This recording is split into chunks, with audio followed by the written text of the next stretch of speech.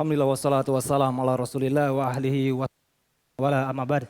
Alhamdulillah kita berjumpa kembali di salah satu rumah-rumah Allah Masjid Nurul Iman Blok M Square ini di Majelis Ta'lim The Strangers Al Ghuraba yang kesekian kalinya. Terima kasih atas kehadiran Anda dan terima kasih atas kesabaran Anda menunggu guru kita. Dan sebelum kita akan memulai muhadarah kita bersama guru kita Al-Ustaz Abdullah Zain MA Hafizahullah Ta'ala. Insya Allah kita akan membahas satu tema yang kita sudah tahu, pintu surga di rumahmu. Ini insya Allah akan menjadi pembahasan yang menarik dan berfaedah banyak bagi kita semua dan diharap dicatat faedah-faedah yang dibawakan oleh guru kita Al-Ustaz Abdullah Zain Hafizahullah Ta'ala. Dan kita bersyukur kepada Allah Subhanahu Wa Ta'ala kita ditakdirkan untuk berkumpul di masjid ini. Di sebagian orang di waktu weekend ini disibukkan dengan dunianya dan kita alhamdulillah ditetapkan oleh Allah untuk menyibukkan diri menuntut ilmu syar'i. Alhamdulillah. Baik, sebelum kita mulai, Ustadz izinkan kita memberikan kuis terlebih dahulu. Baik, ini ada beberapa buku, ada kuis sedikit yang mungkin mudah, sangat mudah sekali. Bagi teman-teman ataupun saudara-saudara yang ada di sini, yang datang bersama ibunya, mohon tunjuk tangan. Bersama ibunya, Bapak bersama ibunya, Masya Allah. Bapak ada buku untuk bersama ibunya, bukan istrinya. Istri nggak boleh dipanggil ibu loh Pak. Antum mas bersama ibunya, Masya Allah, barakallahu fiik.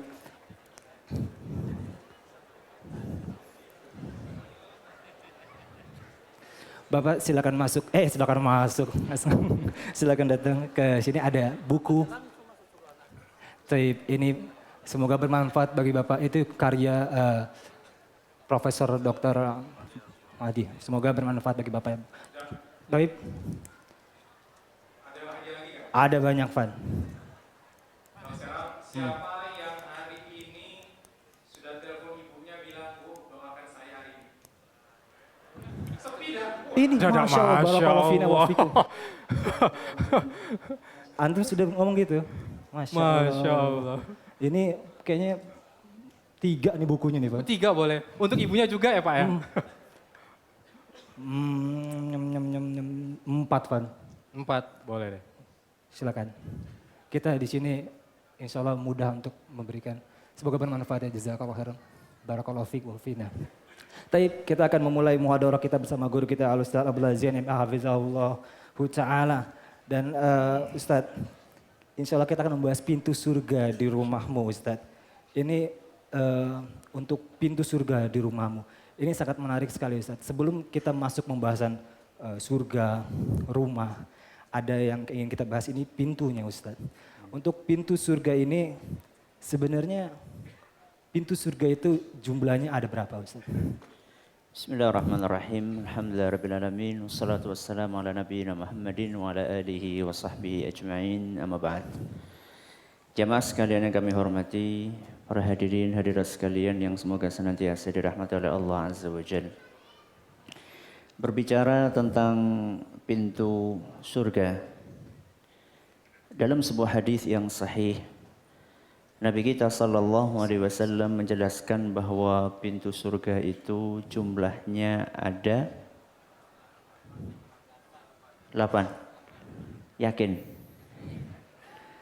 Dalam hadis riwayat Bukhari dan Muslim, Nabi kita sallallahu alaihi wasallam bersabda, "Man qala asyhadu an la ilaha illallah wahdahu la syarikalah wa anna Muhammadan abduhu wa rasuluh."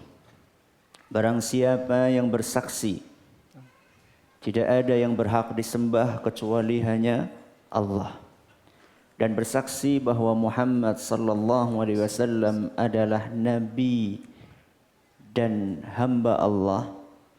Ini yang pertama, barang siapa yang bersaksi 2 kalimat syahadat, wa anna Isa Abdullahi wa ibnu amatihi wa kalimatuhu alqaha ila Maryam wa ruhum minhu. Yang kedua, kata Nabi SAW, barang siapa yang bersaksi bahwa Isa adalah merupakan hamba Allah dan putra dari hamba Allah juga. Berarti meyakini bahwa Nabi Isa adalah manusia. Anaknya hamba Allah, bukan anaknya Allah. Dan ruh Nabi Isa berasal dari Allah Azza wa Jal. Ini yang kedua. Wa annal jannata haqqan. Dan dia bersaksi bahwa surga itu hak. Hak itu artinya benar dan ada. Hak itu artinya benar dan ada. Yang keempat, wa annan nara haqqun. Dan bahwasannya neraka juga hak. Maksudnya ada dan benar. Maksudnya benar adanya. Barang siapa yang melakukan 4 hal ini, kata Nabi SAW, adkhalahullahu min ayyi abwabil jannati thamaniyati sya'. Maka Allah akan memasukkan dia ke salah satu di antara 8 pintu surga yang dikehendaki oleh Allah Subhanahu wa taala. Nah, Ustaz. Jadi dari sini kita mengetahui bahwa pintu surga itu ada berapa? 8 hadis riwayat Bukhari dan Muslim. Nah, Ustaz disebutkan tadi 8 pintu surga. Apakah ada nama-namanya Ustaz untuk 8 pintu surga itu? 8 pintu surga itu kata para ulama kita ada nama-namanya. Nah. Hanya saja di antara nama-nama itu ada yang dalilnya jelas gamblang menyebutkan pintu namanya pintu surga anu A B C. Ada nama-nama yang merupakan hasil kesimpulan dari para ulama manakala mereka membaca dalil. Manakala mereka membaca dalil. Di antara nama-nama yang gamblang jelas disebutkan dalam hadis Nabi SAW, di antaranya ada 4. Ada berapa? Ada 4. Ada yang tahu? Ini nggak pakai hadiah ya? Pakai juga nggak apa-apa Ustaz. Pakai nggak apa-apa. Silakan Ustaz. 4 coba. Nah, 1.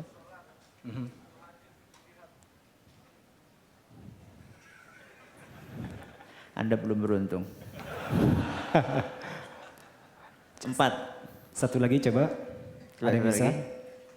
Tadi ada yang kurang sedikit. Sudah. Pintu, bukan surga. Bukan nama surga, nama pintu. Antum? Coba, ada yang mau coba? Ya. Pintu Ya. puasa? No.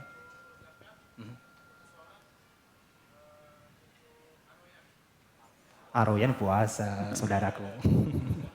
Baik, lanjut Ustaz. Ya, Anda Sedikit bacain hadiahnya. ya. Ada 4 pintu ya yang jelas-jelas disebutkan oleh Nabi SAW namanya. Yang pertama pintu salat. Pintu apa? Salat. Yang kedua pintu jihad. Pintu jihad. Yang ketiga pintu sedekah. Yang keempat pintu royan. Royan ini untuk orang yang rajin puasa. Ini yang jelas-jelas disebutkan. Saya bacakan hadisnya dalam sebuah hadis yang diriwayatkan oleh Imam Bukhari dan Muslim. Nabi kita sallallahu alaihi wasallam bersabda, kata beliau, "Faman kana min ahli salati du'iya min babis salah." Barang siapa yang rajin salat, maka dia akan dipanggil lewat pintu salat. Ini kan Nabi SAW menamakan sendiri bahwa pintu itu adalah pintu salat. Kemudian, "Waman kana min ahli jihad du'iya min babil jihad." Barang siapa yang rajin jihad akan dipanggil dari pintu jihad. Ini udah berapa? 2. Yang ketiga, waman kana min ahli sadaqati du'iya min babis sadaqah. Barang siapa yang rajin sedekah akan dipanggil dari pintu sedekah. Dan barang siapa yang rajin puasa akan dipanggil dari pintu royan. Tadi semuanya namanya sesuai dengan amalan. Kenapa giliran puasa kok namanya bukan pintu Puasa. Ini ada hadiahnya nih. Ayo. Kok jadi ana yang host? Gak apa-apa, Ada hadiahnya nih. Ya.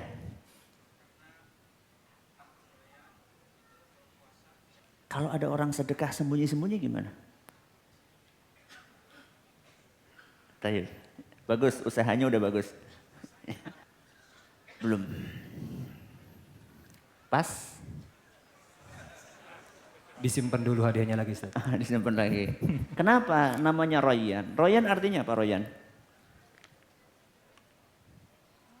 Loh, antum sering dengar kata royan artinya apa royan? Royan itu kebalikannya haus.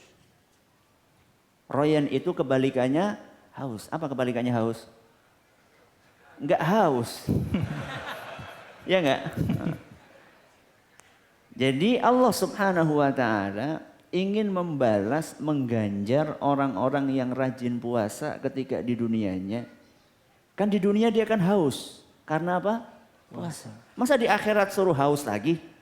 Masuk lewat pintu namanya pintu puasa. Di akhirat nggak ada puasa. Ya.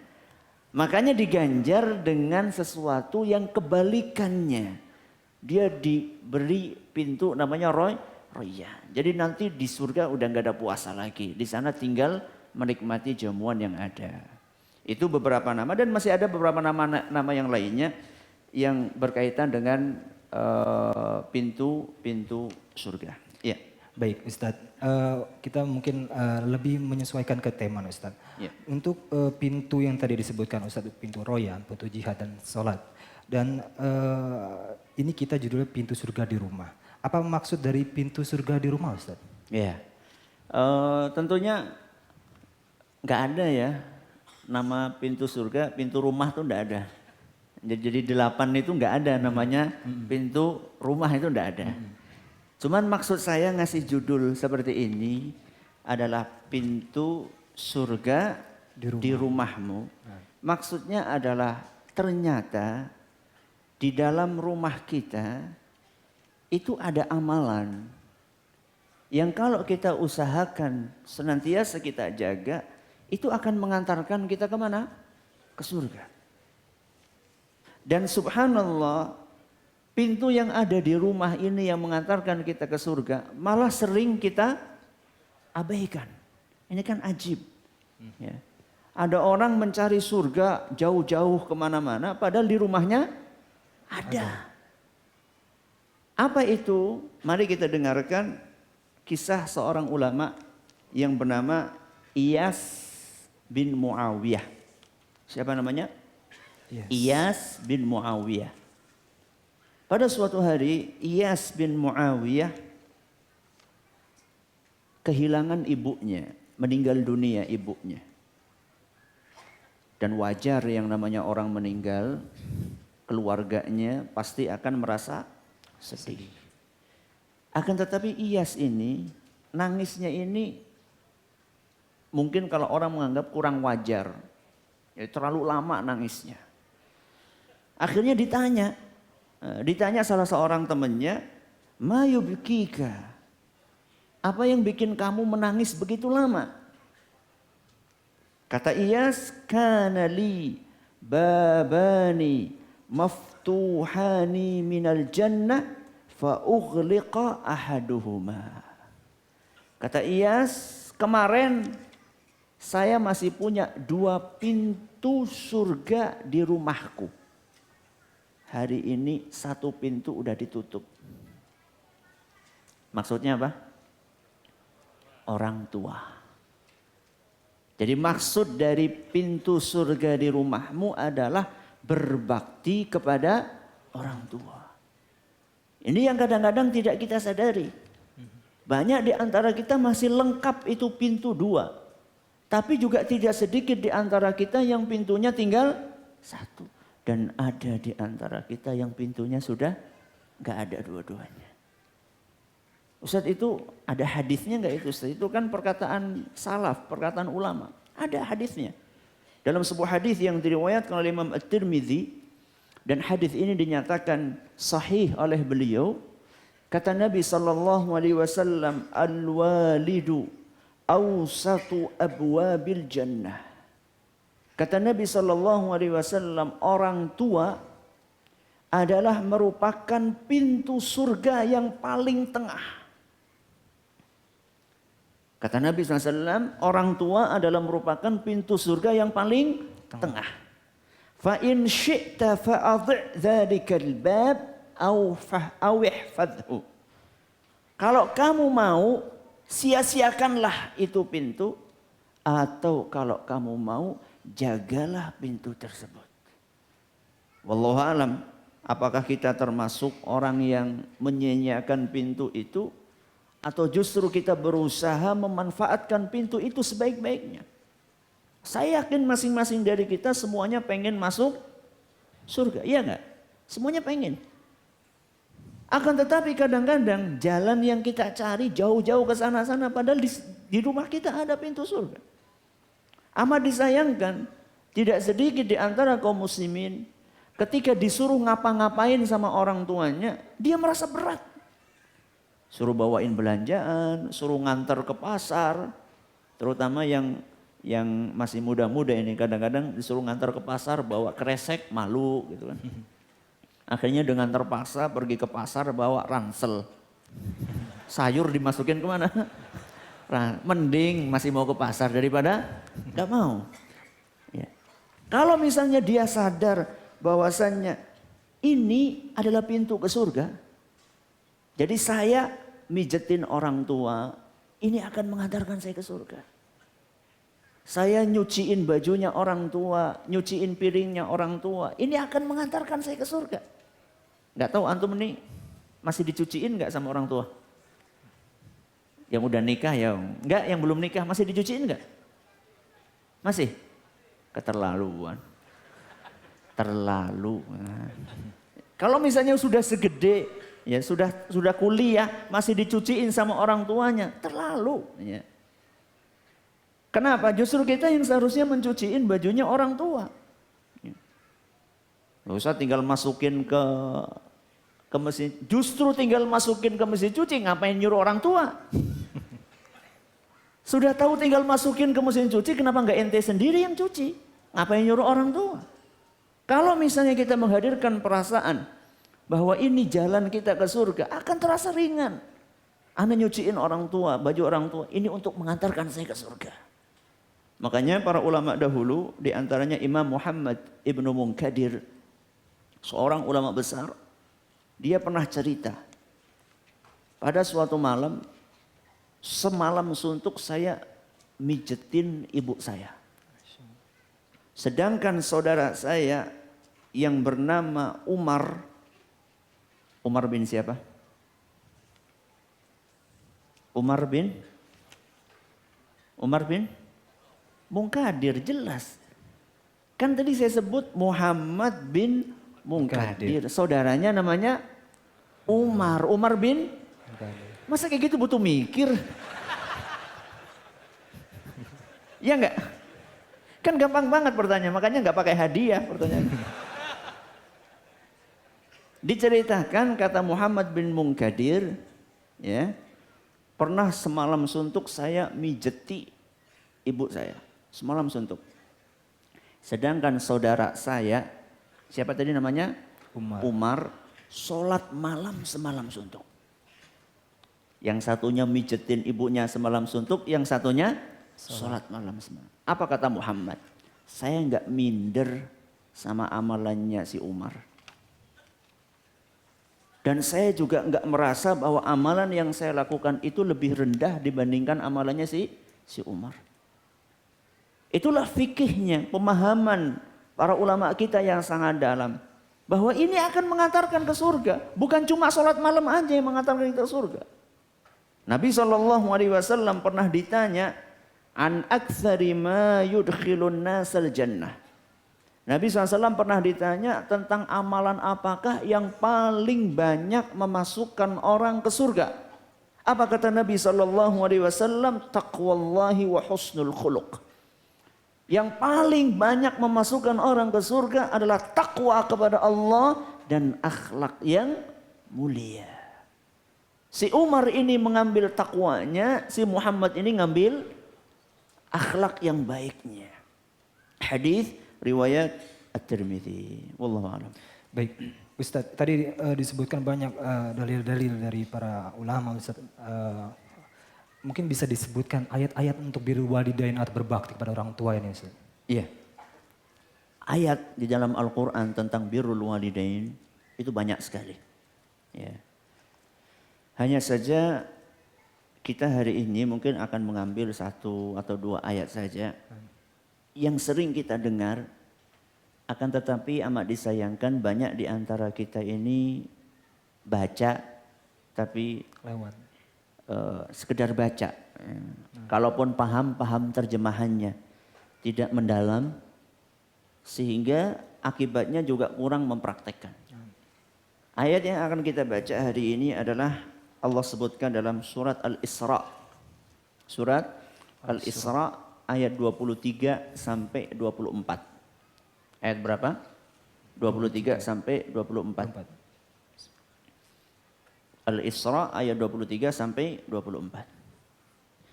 Saya akan bacakan ayatnya dari awal sampai akhir. Setelah itu kita akan potong-potong, kita akan jelaskan. Dan ini agak panjang. Firman Allah Subhanahu wa taala, "Wa qadha rabbuka alla ta'budu illa iyyahu wa bil walidaini ihsana." Yang artinya Allah Subhanahu wa taala mewajibkan atas kalian untuk hanya beribadah kepada Allah. Wabil walidaini ihsana, dan hendaklah kalian berbuat baik kepada orang tua. Imma yablughanna 'indakal kibara ahaduhuma aw kilahuma. Seandainya salah satu atau kedua orang tua kalian telah lanjut usia dan mereka berada di bawah pengawasanmu, engkau rawat, fala taqul lahuma uff. Janganlah engkau mengucapkan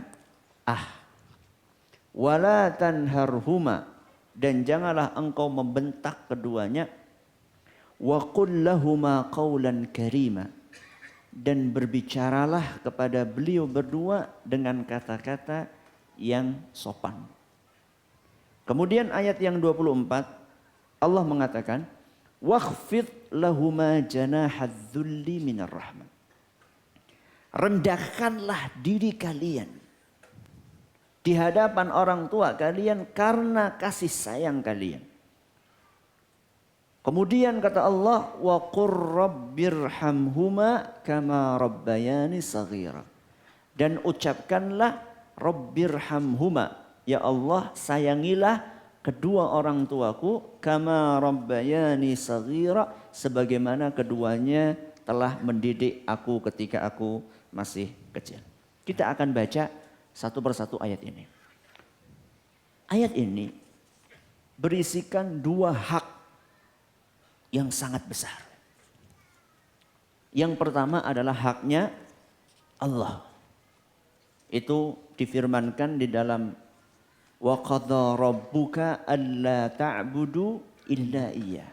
Allah Subhanahu wa taala mewajibkan kalian untuk hanya beribadah kepada Allah. Dan ini yang biasa diistilahkan dengan tauhid. Ya, ini hak asasinya Allah. Selama ini orang hanya bicara masalah hak asasi manusia.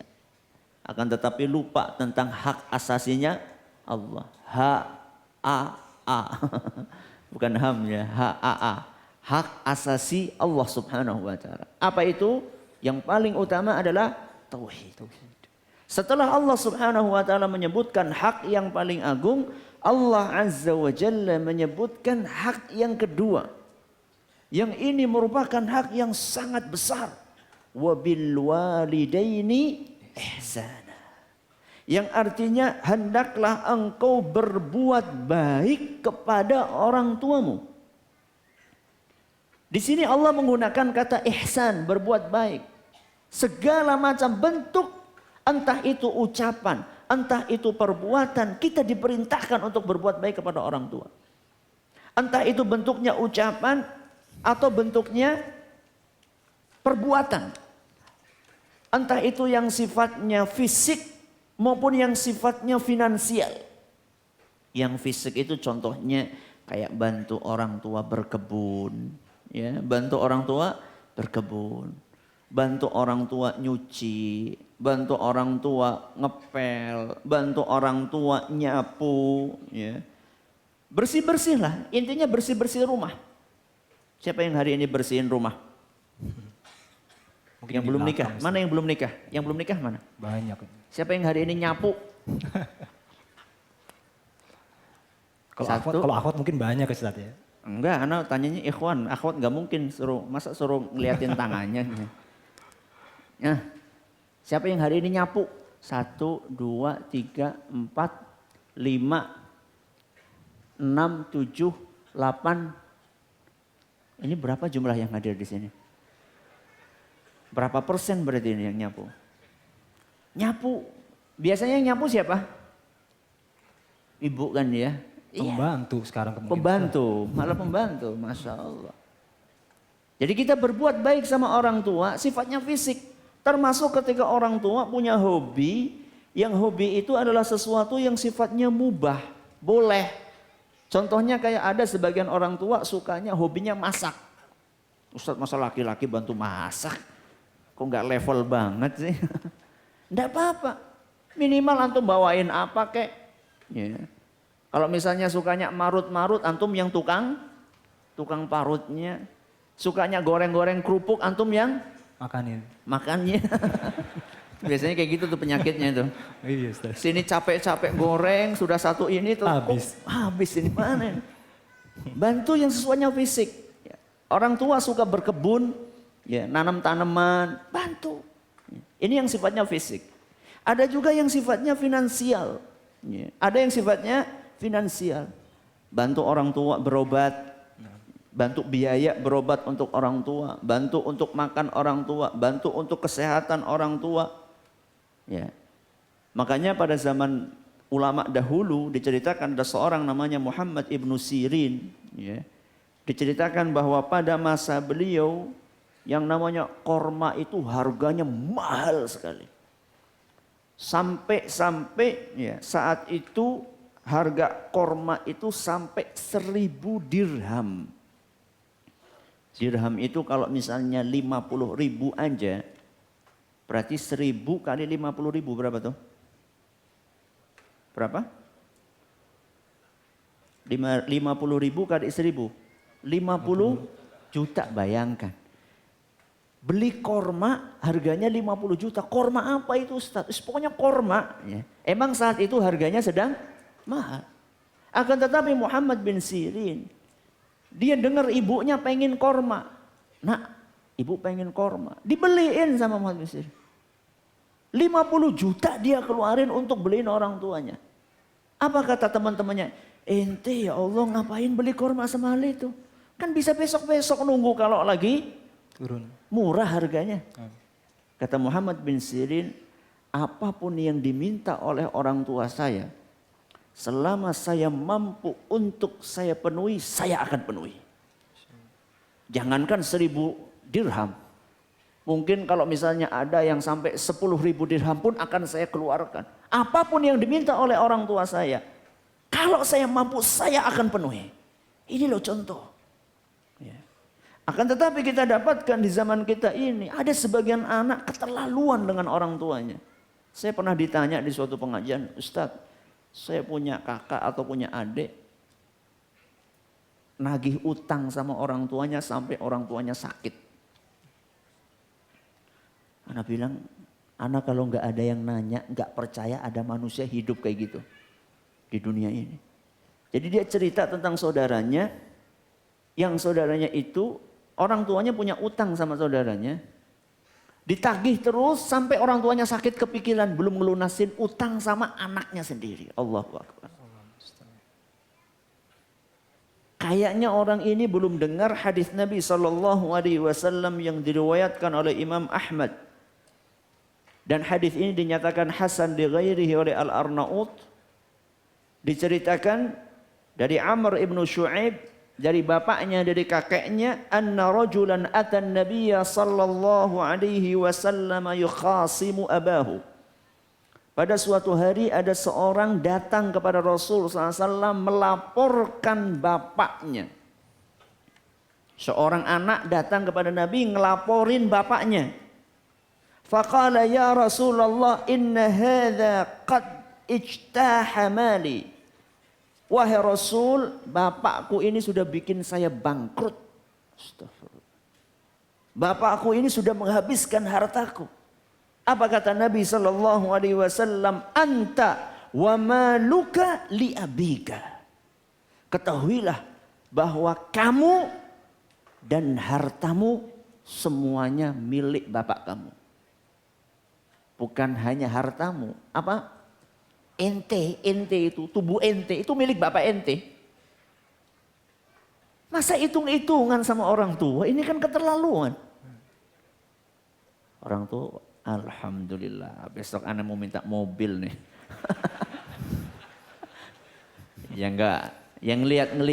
Ya. Jadi tergantung kebutuhannya. Jadi jangan mentang-mentang, maaf nih ya, orang tua, maaf nih, anak juga udah jadi orang tua.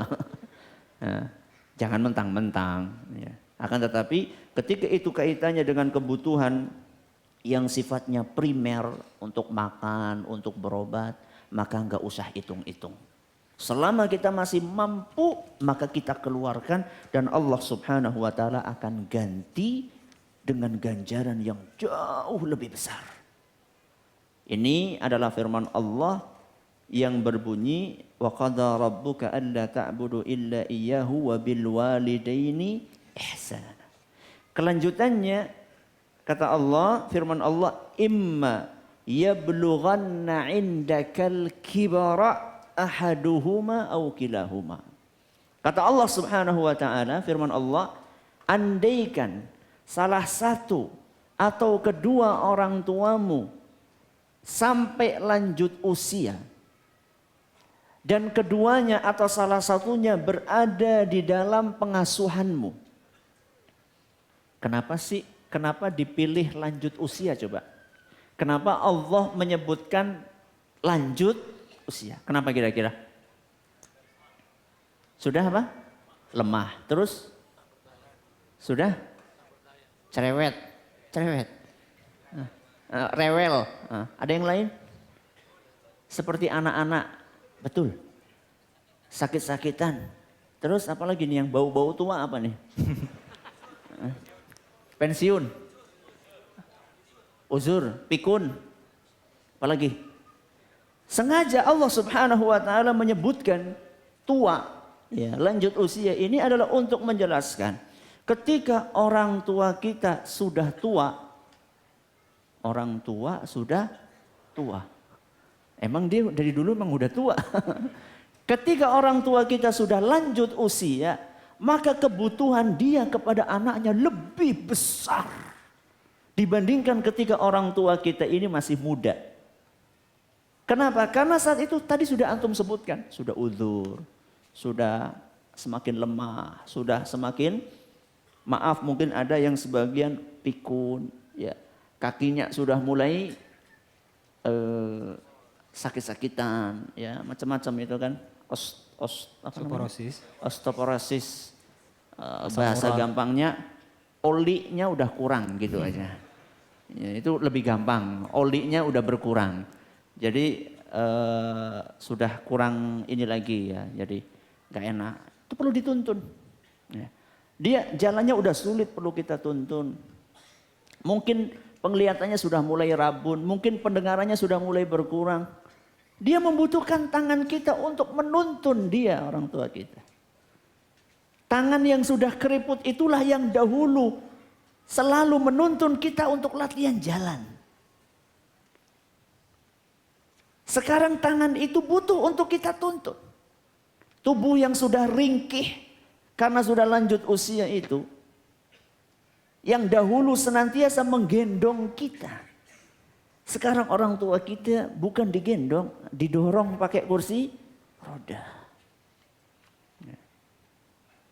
Dia yang selalu membawa kita kemana-mana ketika kita masih di perut ibu. Gak pernah ibu kita kepikiran naruh kita barang semenit, gak ada. Ke pasar dibawa, kemana lagi? Tidur dibawa, tidur akhirnya cuma bisa melumah, terlentang atau miring. Gak mungkin mau tungkerep, gak bisa. Bayangkan gak pernah kepikir. Coba antum pikirkan bawa ransel. Antum dulu beratnya berapa kilo?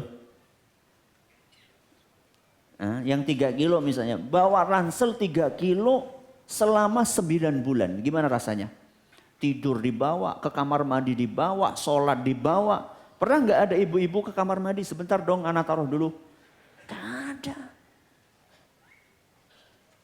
Tubuh itulah yang membutuhkan bantuan kita. Makanya para ulama kita dahulu luar biasa kalau masalah berbakti kepada orang tua. Diceritakan di dalam sebuah kitab Al-Bir Was-Silah dari Imam Ibnu Jauzi, ada seorang datang kepada Ubaidullah ibnu Umair. Kata dia, kata orang tersebut, hamaltu ummi ala raqabati min Khurasan hatta qadaitu bihal manasik. Wahai Ubaidullah, saya ini gendong ibu saya mulai dari Khurasan. Khurasan itu mana ya? Ya daerah Persia sana lah, kira-kira di sekitar Iran gitulah, daerah-daerah sana, Afghanistan gitu. Saya gendong ibu saya dari Khurasan sampai selesai haji. Berapa kilo kira-kira? Coba anak tanya sama antum, siapa yang pernah gendong ibunya? Angkat tangan. 1, 2, 3, 4, 5. Berapa jam kuat? Berapa jam kuat gendong ibu? Sejam. Sejam sudah apa? Encoknya kamu.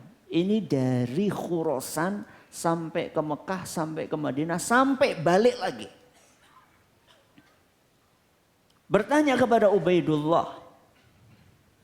Kata orang tersebut, hal aturani jazaituha. Apakah dengan apa yang saya lakukan ini, menurut kamu saya sudah membalas jasa orang tua saya? Ribuan kilometer saya jalan kaki gendong tubuh ibu saya. Apakah dengan seperti ini saya sudah bisa membalas jasa orang tuaku kepada diriku? Apa kata beliau? La. Apa artinya la? Tidak. Tidak. La wala talqatan wahidah. Kamu itu belum bisa membalas walaupun hanya sekedar membalas kontraksi ibumu 1 kali. Jadi kalau orang mau melahirkan kan ada kontraksinya itu. Ada dorongan-dorongan, ada mengejannya. Jadi ibu kamu mengejan sekali, itu nggak bisa dibalas dengan kamu gendong ibu kamu ribuan kilometer. Itu baru ngejannya, belum melahirkannya, belum menyusuinya, belum mendidiknya. Ya. Makanya di sini Allah Subhanahu wa taala mengatakan, imma yablughanna indakal kibara ahaduhuma aw kilahuma. Kemudian Allah mengatakan fala taqul lahuma uff. Janganlah kamu katakan uff. Uff ini mungkin di dalam bahasa kita apa? Ah, atau mungkin juga cek. Ya. Nah, bisa semua kan? Ya. Mungkin itu, ya.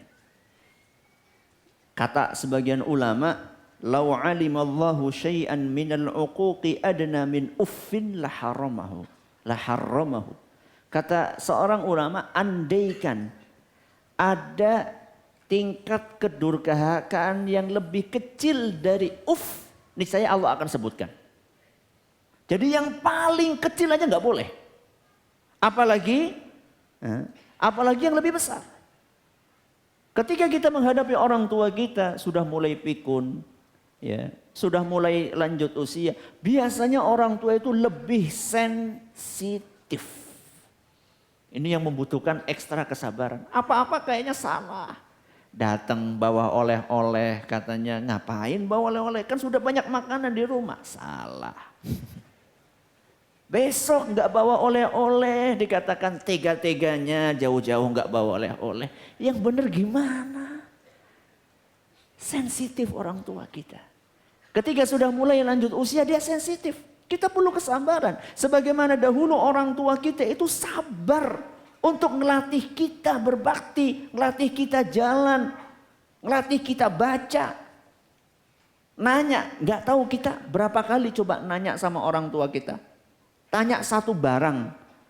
Anak sekarang itu kadang-kadang sama anak-anak, yang terutama yang terakhir ini, kadang-kadang yang namanya nanya itu barang satu ditanya bolak-balik.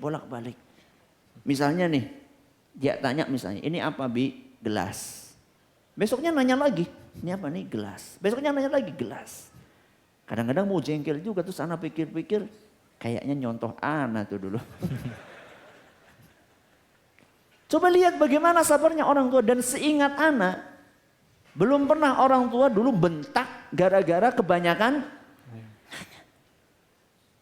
Entah berapa belas kali kita nanya satu barang, itu baru satu barang loh, di rumah itu ada berapa barang? Puluhan, ratusan barang. Berarti berapa kali orang tua kita menghadapi pertanyaan kita. Belum ketika kita mainan air. Ya, air yang ada di bak dikuras sampai habis. Belum lagi kita mainan pasir. Belum lagi kita mecahin gelas. Lihat kesabaran orang tua. Nah sekarang kita hanya sekedar dikatain masalah oleh-oleh sudah jengkel. Bapak maunya apa sih? Dibawain oleh-oleh kayak gini. Gak dibawain kayak gini. Maunya apa sih? Subhanallah. Ya. La taqul lahuma uff. Cek aja nggak boleh sama orang tua. Ya. Makanya perhatikan baik-baik. Ya. Kadang-kadang kita menghadapi orang tua sakit misalnya. Orang tua sakit. Kita tawarin, ayo Pak kita berobat. Nggak usah lah. Besoknya tawar lagi, ayo Pak berobat. Nggak usah lah. Ketika sudah parah baru, nak tolong dong bawain berobat. Perasaannya gimana coba? Di dalam hati kita ngomong apa? Kemarin gak mau, sekarang minta. Cuman kalau bisa itu jangan diucapkan. Jangan diucapkan. Khawatirnya nanti orang tua kita akan tersinggung. Khawatirnya nanti orang tua kita akan tersinggung. Yang dibutuhkan sama orang tua kita sekarang adalah belayan tangan kita, kasih sayang kita. Saya pernah diceritakan, ada seorang khatib Jumat. Saya hadir di sebuah khutbah di suatu masjid, ya dekat Purbalingga gitu. Dia cerita, khatibnya cerita, saya barusan menjenguk orang tua. Bukan orang tua dia, menjenguk tetangga, bapak dan ibu. Yang dua-duanya sama-sama stroke. Ketika saya jenguk, bapak dan ibu itu sama-sama menangis. Terus kata khatib itu, saya tanya, kenapa menangis? Saya ini menyesal. Loh, menyesal apa? Saya pernah mendoakan anak saya, cuman doa saya salah. Emang doa bapak apa? Dahulu ketika saya masih muda, saya doakan seluruh anak kita jadi orang. Emang sekarang bukan orang. Maksudnya jadi orang yang sukses gitu secara dunia. Dan sekarang seluruh anak saya lupa jumlahnya 5 apa 6, semuanya sukses. Satu di Kalimantan, satu di Sumatera, satu di mana, semuanya gajinya gede-gede. Dan semuanya berlomba-lomba untuk mengirimkan uang buat saya. Rumah sakit paling mahal siap. Babysitter, kalau untuk bukan babysitter ya apa? Suster. Suster yang mau cari yang kayak apa bisa dibayar. Makanan yang enak bisa.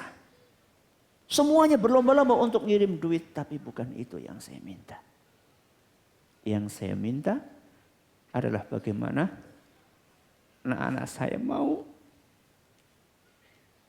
untuk menyuapi.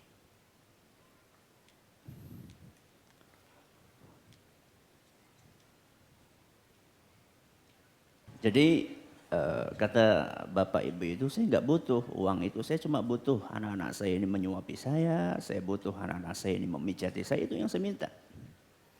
Dan saya menyesal dahulu berdoanya hanya sekedar minta anak sukses. Dan betul mereka sukses secara duniawi. Akan tetapi mereka kurang memperhatikan orang tuanya. Yang dibutuhkan orang tua itu bukan hanya uang. Yang dibutuhkan oleh orang tua adalah bagaimana kita menyayangi orang tua kita. Maka kemudian Allah Subhanahu wa taala berfirman, "Wala tanharhuma." Dan janganlah engkau membentak kedua orang tuamu. Wa qul lahuma qawlan karima. Dan ucapkanlah perkataan yang sopan. Ya. Membentak gak boleh. Yang jelas membentak itu kan karena kita marah. Ada seorang ulama dahulu, dia gak bentak.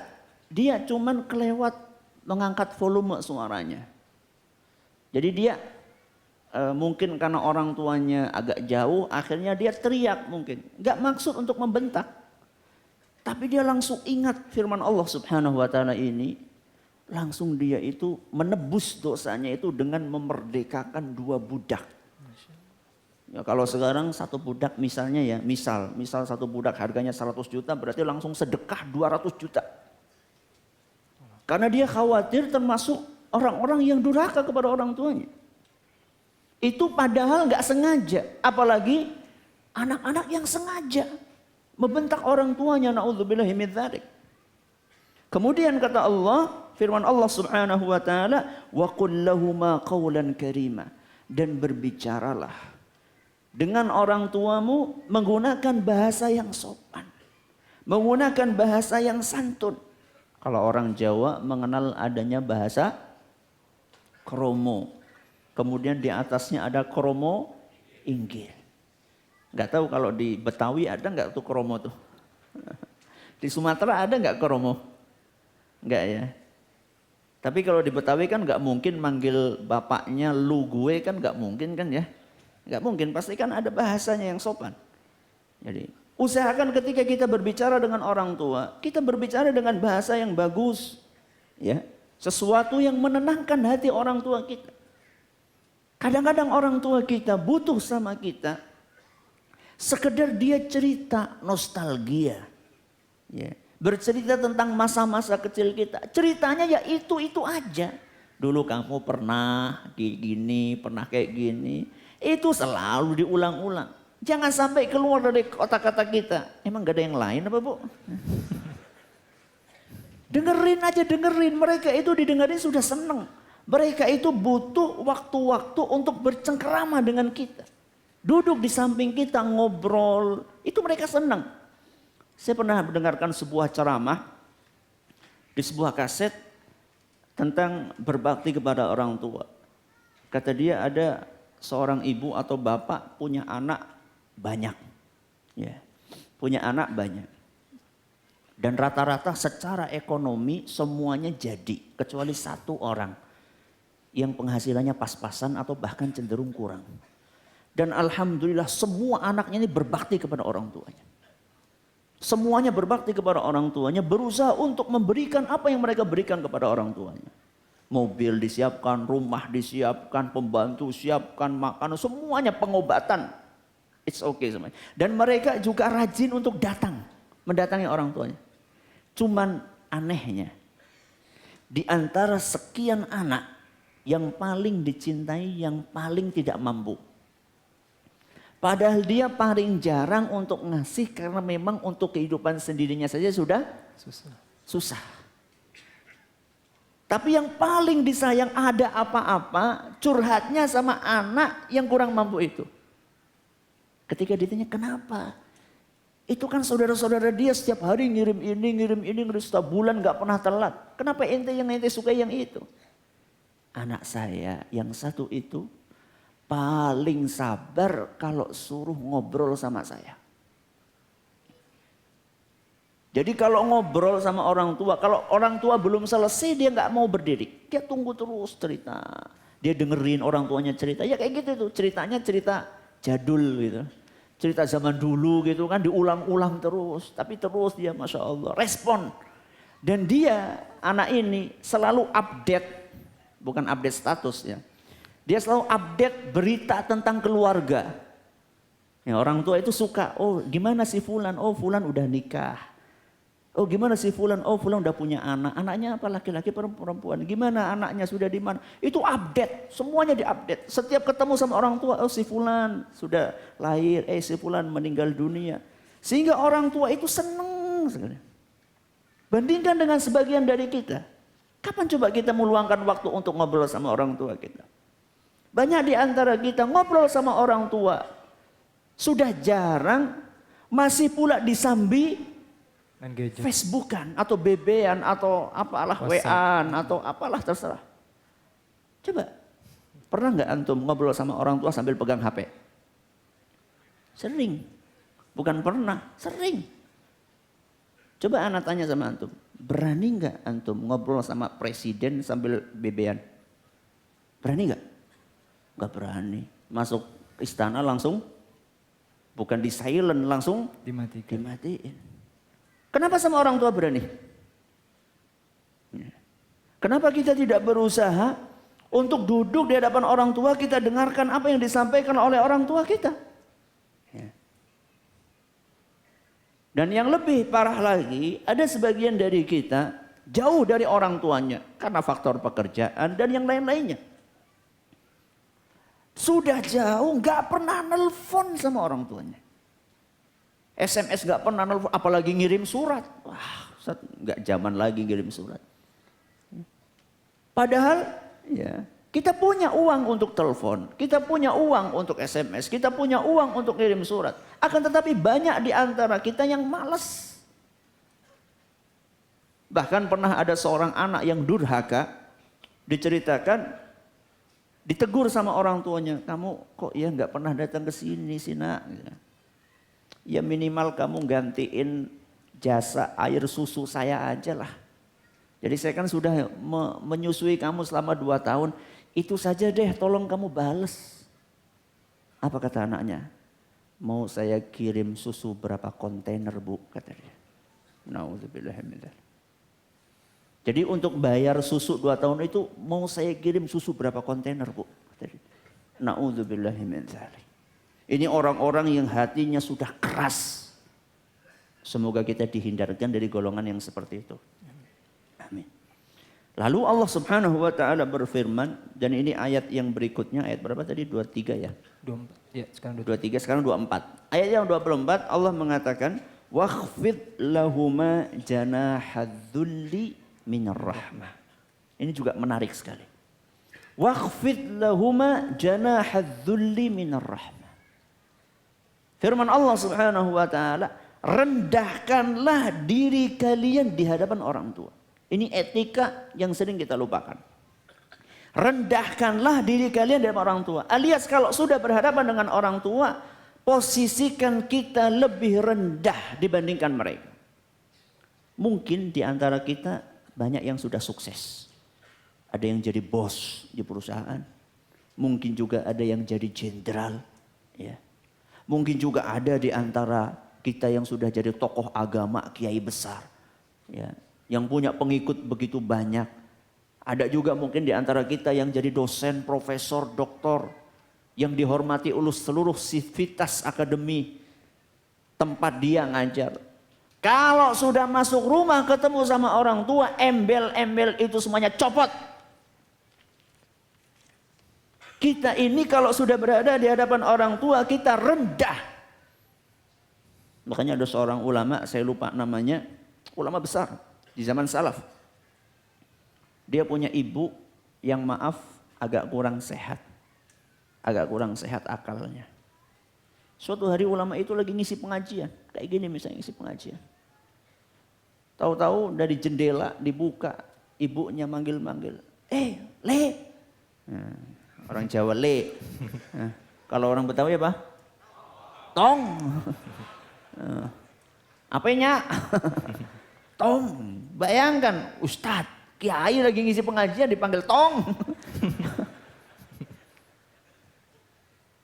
Apa kata dia? Labbaik ya ummah. Saya siap untuk memenuhi panggilanku wahai ibunda.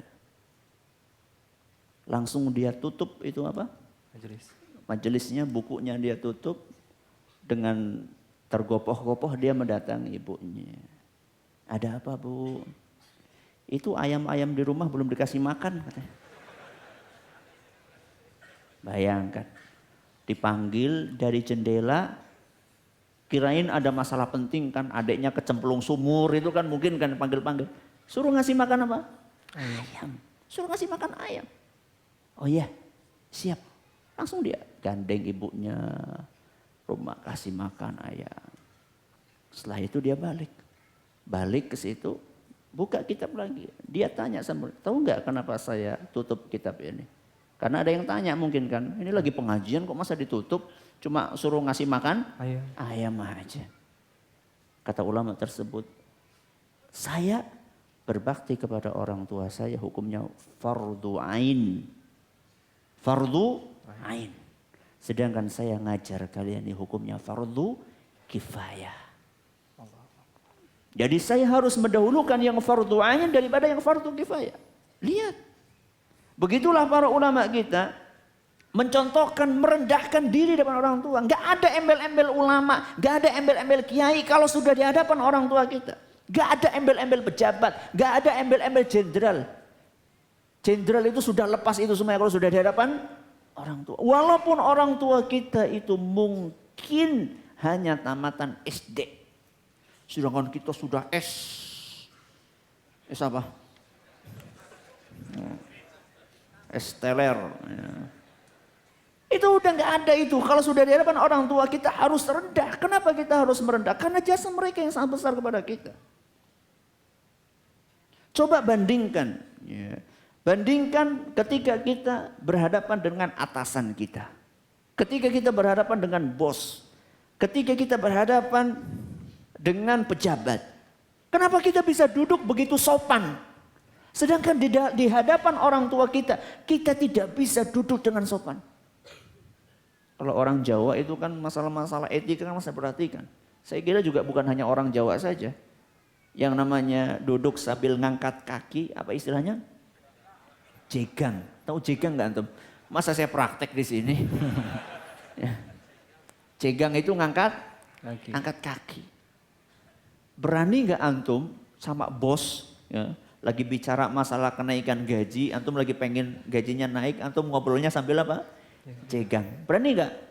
Gak berani. Takut. Ya. Kenapa sama orang tua kita berani? Emang jasanya orang tua dibandingkan jasa bos itu lebih besar jasanya bos dibandingkan orang tua kita? Kalau bukan karena Allah Subhanahu wa taala, kemudian adanya kedua orang tua kita, gak mungkin kita ada di muka bumi, gak mungkin. Cukup itu sebagai bentuk jasa orang tua kita kepada kita. Wakhfid lahuma janahadzulli minar rahmah. Minar rahmah karena dorongan kasih sayang. Di sini kita diingatkan tentang niat. Ente niatnya apa? Merendahkan diri di hadapan orang tua ente niatnya apa? Ada sebagian orang Masya Allah. Kalau ada maunya baru sama orang tua. Ya, munduk-munduk, apa munduk-munduk? Munduk-munduk, nunduk-nunduk sama orang tua. Ada maunya. Ya, pengen tanah yang sono dijual gitu kan. Ada maunya dia. Kalau sudah kejual udah lupa itu. Atau kalau anak kecil nunduk-nunduk sama orang tua karena takut nggak dikasih uang jajan, sangu. Enggak. Minar rahmah karena kasih sayang, ikhlas, tulus. Sehingga yang terasa pun akan beda. Jadi orang merendah karena tulus, ikhlas, sama orang merendah karena punya maksud duniawi, beda efeknya. Kayak tangisan air mata buaya sama tangisan yang tulus beda. Ya. Ini wakhfid lahuma janahadzulli minar rahmah, yang terakhir wa qur rabbir hamhuma kama rabbayani saghira. Ya Allah, kasihanlilah kedua orang tua kami sebagaimana keduanya merawat kami ketika masih kecil. Ini akan kita undur nanti masalah doa. Ya. Tapi Ustaz, tadi menarik Ustaz ketika ulama dipanggil oleh ibunya itu langsung menyaut. Ada juga kisah yang dipanggil sedang sholat sunnah juga, itu kita juga wajib untuk membatalkan sholat juga Ustaz ya? Iya betul. Jadi kalau sholat sunnah Nah, antum lagi sholat sunnah, sholat duha, dipanggil-panggil, boleh antum membatalkan. Yang nggak boleh itu kalau sholatnya sholat wajib. Baik Iya, Ustaz, betul. untuk menambahkan kita lebih bersemangat untuk beri walidain Ustaz. Ada untuk tambahan untuk apa? Dalil-dalil dari Rasulullah SAW Ustaz. Oh iya, kalau tadi kita baca ayat Quran surat apa tadi? Al-Isra ayat 23 sampai 24. Kalau hadis Nabi SAW lebih banyak lagi. Ada yang sifatnya ucapan Nabi SAW, ada yang sifatnya perbuatan dari Nabi SAW, ada yang sifatnya persetujuan dari Nabi SAW. Jadi tiga-tiganya itu ada tentang birrul walidain. Di antara hadis yang sering kita dengar, sering kita dengar. Cuman sayangnya gitu, kita kurang memahami sehingga prakteknya pun jadi kurang. Adalah sebuah hadis yang diriwayatkan oleh Imam Bukhari dan Muslim dari Abu Hurairah radhiyallahu anhu. Beliau berkata, "Ja'a rajulun ila Rasulillah sallallahu alaihi wasallam faqal." Pada suatu hari ada seorang yang datang kepada Nabi sallallahu alaihi wasallam dan dia bertanya kepada Nabi sallallahu alaihi wasallam, "Man ahaqqun nasi bi husni sahabati?" Wahai Rasul, siapakah manusia yang paling berhak untuk saya sikapi dengan sikap yang baik? Siapakah yang paling berhak untuk saya sikapi dengan cara yang baik? Maka Nabi SAW menjawab, ummuka. Apa artinya? Ibumu. Sahabat itu bertanya, terus siapa? Nabi melanjutkan, ummuka, ibumu. Terus siapa lagi? Ibumu. Sampai berapa kali? 3 kali.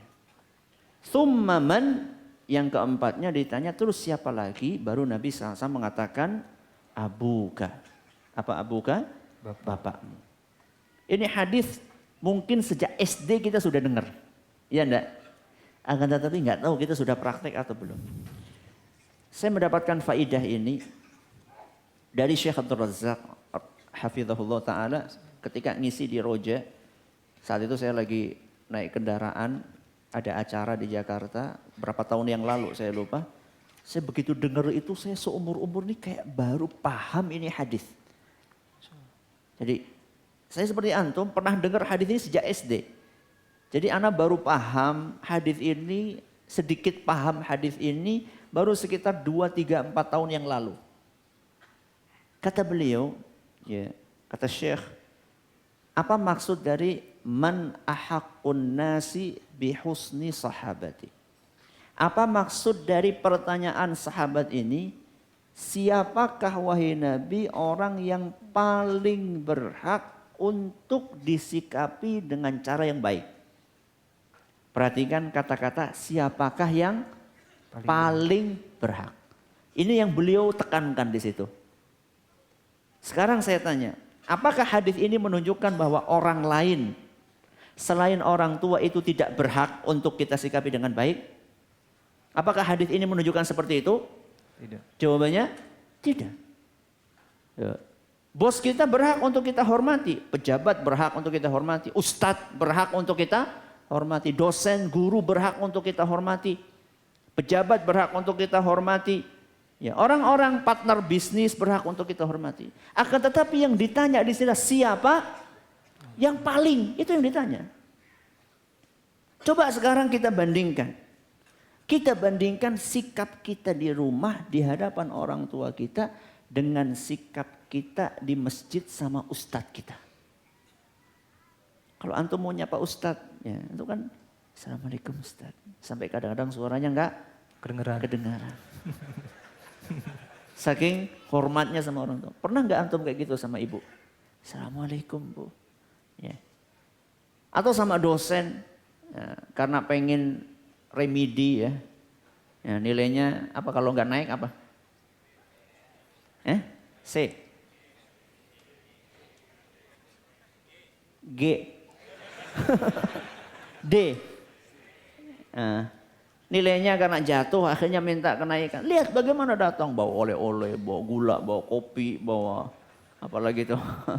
Bawa teh, macam-macam itu dibawa ke situ. Ya. Sama orang tua coba kita gimana? Atau sama atasan kita, atau sama atasan kita. Jadi di sini bukan lagi kita dilarang untuk berbuat baik kepada selain orang tua, bukan. Akan tetapi siapa yang paling berhak? Orang tua. Kalau misalnya Anda bisa bertutur kata sopan dengan partner bisnis Anda, bisa lembut ngomongnya, bisa tertata, bisa diatur. Saya yakin orang-orang yang suka melakukan MOU ya dengan rekan bisnis, ya, yang suka bikin MOU sama rekan bisnis kan itu kan diatur itu. Kalau mau ngomong itu kan di konsep. Bahkan kalau perlu nyewa seorang konseptor. Coba kita kalau ngomong sama orang tua di konsep enggak? Banyak di antara kita asal jeplak. Sak metune, kata orang Jawa sak metune, sekeluarnya saja. Kenapa kita nggak berpikir? Subhanallah, Nabi SAW ditanya siapa yang paling berhak. Jadi yang paling berhak untuk kita sikapi dengan lembut, dengan sopan adalah orang tua kita. Ibu kita baru bapak kita. Ini hadis riwayat Bukhari dan Muslim. Akan tetapi prakteknya subhanallah kita dapatkan jauh. Makanya saking para ulama kita memahami hadis ini dengan baik, ada seorang ulama namanya Zainal Abidin rahimahullah. Ulama ini berbakti sekali sama orang tuanya, akan tetapi gak pernah makan bareng satu nampan sama orang tuanya. Padahal kan biasanya kan kalau orang-orang Arab itu sukanya makan bareng-bareng satu nampan. Nabi SAW juga mengajarkan seperti itu. Jadi makan bareng gitu kan. Akan tetapi si Zainal Abidin ini gak pernah makan bareng sama orang tuanya dengan cara seperti itu. Padahal dia orang yang terkenal berbakti sama orang tuanya. Ditanya dia, ente kenapa sih gak pernah makan sama orang tua ente? Bareng-bareng gitu satu nampan gitu. Kata dia, aku takut durhaka. Masa makan bareng durhaka? Iya. Saya takut ketika makan bareng di situ ada lauk. Orang tua saya sudah pengen ngambil itu. Kemudian saya dahului ngambil lauk itu. Mendahului keinginan siapa? Orang tua. Saya takut kalau kayak gitu durhaka sama bapak sama ibu saya. Nah kita kadang-kadang orang tua beli makanan banyak habis semuanya. Seharusnya kalau kita punya apa kayak ya, punya misalnya beli bebek misalnya. Bebek bagian yang paling enak apanya? Bruto. Apa? B, apa tuh B? Gak tahu nih paha atau sayap, gak tahu lah. Ya. Itu kalau bisa kita beli sesuatu, itu kita sisakan yang paling spesial. Yeah. Bukan orang tua disuruh makan sisa dari kita. Ini praktek dari betul-betul bagaimana ulama kita berbuat baik sama orang tua. Ini contoh, namanya Zainal Abidin. Ada ulama yang lain namanya Ibnul Hasan At-Tamimi. Ibnul Hasan At-Tamimi rumahnya itu masih tanah gitu loh. Masih tanah. Suatu hari di rumahnya itu dia nemu kalajengking. Nemu apa? Kalajengking. Akhirnya dikejar itu kalajengking mau dipukul. Begitu sudah mau kena pukul kalajengking di situ ada lubang. Buruan itu kalajengking masuk dulu ke lubang. Waduh, masuk ke lubang. Jangan-jangan kalajengking ini dendam nanti. Akhirnya dia khawatir, jangan-jangan nanti kalajengking ini keluar lagi. Apa yang dia lakukan? Dia masukkan tangannya kemana? Ke lubang. Dia cari itu kalajengking sampai digigit sama kalajengking. Yang penting dia sudah bisa pegang, dia bunuh itu kalajengking. Ditanya sama orang, ente kenapa segitunya memasukkan tangan ke lubang untuk nyari kalajengking sampai kamu digigit, kan bahaya. Iya, kalau saya nggak kayak gitu nanti kalajengkingnya keluar gigit ibu saya gimana? Mendingan tangan saya yang digigit daripada ibu saya yang digigit. Itu loh. Contoh bagaimana para ulama kita itu sangat berbakti kepada orang tua kita. Kadang-kadang ada di antara kita menggandeng ibunya saja merasa malu.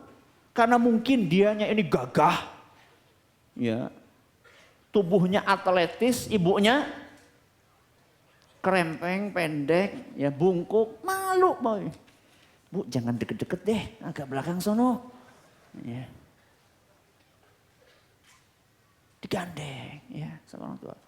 Kalau misalnya ada panas gitu kita bawain payungnya. Jangan sampai kita payungan sendiri bu kita. Kehujanan kayak gini. Naik kendaraan dipapa suruh naik. Ketika turun berusaha untuk kita maksimalkan berbakti kita kepada orang tua kita. Kalau anda na'udzubillahi min dzalik celaka. Makanya Nabi SAW dalam sebuah hadis yang diriwayatkan oleh Imam Muslim, kata Nabi SAW, raghima anf, thumma raghima anf, thumma raghima anf. Celaka, celaka, celaka. Berapa kali Nabi SAW? 3 kali. Celaka, celaka, celaka. Qila man ya Rasulullah. Wahai Rasul, siapa itu orang? Kasihan banget didoain celaka 3 kali. Kata Nabi SAW, man adraka abawaihi indal kibari ahadahuma aw kilayhima falam yadkhulil jannah. Celaka, celaka, celaka orang yang menjumpai salah satu atau kedua orang tuanya dalam keadaan lanjut usia, kemudian peluang itu tidak bisa memasukkan dia ke surga. Sampai dikasih kesempatan ketemu sama orang tua sampai lanjut usia, kok nggak bisa ini dimanfaatkan untuk masuk surga? Nabi SAW mengatakan celaka, celaka, celaka. Maka habis ini pulang, yang masih punya orang tua, ya, yang masih punya orang tua, yang sudah lanjut usia, dan selama ini kita sia-siakan, peluk orang tua kita, minta maaf. Mulai detik ini kita akan berbuat baik sama orang tua kita. Ya. Kalau nggak celaka, Nabi SAW mengatakan celaka, nggak menyebutkan celaka di dunia atau akhirat, berarti di dunia dan di akhirat. Bisa jadi kegagalan usaha kita, kegagalan bisnis kita adalah karena kita nggak berbakti sama orang tua kita. Itu baru di dunia, belum nanti di akhirat. Na'udzubillahi min dzalik. Makanya uququl walidain, durhaka kepada orang tua adalah merupakan salah satu dosa terbesar. Dan sekuat apapun kita berbakti sama orang tua kita, tidak akan bisa menyamai perbuatan baik orang tua kita sama kita. Mungkin antum akan katakan, alhamdulillah Ustadz, orang tua anak sekarang sudah lanjut usia, sakit-sakitan, cuma tidur di kasur saja. Alhamdulillah setiap hari anak gantiin popok, anak mandiin, hebat. Alhamdulillah. Akan tetapi berbeda kondisinya. Ketika orang tua kita ganti popok kita, sama sekarang kita ganti popok orang tua kita, beda. Apa bedanya? Kalau orang tua kita dahulu ganti popok kita, dia berdoa, ya Allah, moga-moga anak ini sehat, cepat gede, semoga walafiat, semoga panjang umur. Ini ketika orang tua kita ganti popok kita. Kalau sekarang anak mengganti popok orang tuanya, apakah seperti itu doanya? Mudah-mudahan panjang umur, supaya anak bisa ganti popok tiap hari, gitu. Kenapa nggak mati-mati, gitu kan? Beda. Ya. Jadi jangan dipikir kita sudah ganti popok sekali sudah bisa menandingi jasa orang tua kita. Oh enggak. Ya. Orang tua kita dahulu ketika ganti popok kita, dia iringi dengan kasih sayang, dengan doa gimana supaya anak saya ini besar, sehat, panjang umur, berkah. Kalau kita sebagian ya, ganti popok orang tua dengan harapan dalam hatinya, kenapa sih lama banget? Ya. Na'udzubillahi min dzalik. Ya. Nah Ustaz, ini mungkin saudara-saudara kita ini yang sudah terbiasa atau lagi bersemangat beragama, bermajelis ta'lim Ustaz. Ingin dengan sisi lain Ustaz untuk berbakti kepada orang tua. Mungkin ada cara yang tepat dalam mendakwahi orang tuanya supaya dia merasa mempunyai sisi lain dalam berbakti Ustaz. Iya, jadi dari tadi kita berbicara tentang bakti orang tua, bantu finansial, fisik. Tapi kita belum membahas tentang bakti kepada orang tua dengan cara menularkan ilmu yang sudah kita ketahui kepada siapa? Orang tua. Ini tadi belum kita bahas, ini penting. Saya yakin gak ada di antara kita yang pengen supaya pisah sama orang tua nanti di akhirat. Kita pengennya sama orang tua bareng-bareng terus. Gak ada di antara kita yang punya cita-cita di akhirat pisah. Satunya di surga, satunya di neraka. Gak ada. Saya gak bisa bayangkan ya di dunia makan bareng, satu meja, bercengkerama bareng, piknik bareng. Tahu-tahu nanti di akhirat satunya di neraka, satunya di surga. Na'udzubillah min dzalik. Kita pengennya bareng-bareng terus. Kita pengen supaya di surga nanti bareng. Gimana caranya Ustaz? Supaya nanti kita bisa beserta dengan orang tua kita surga.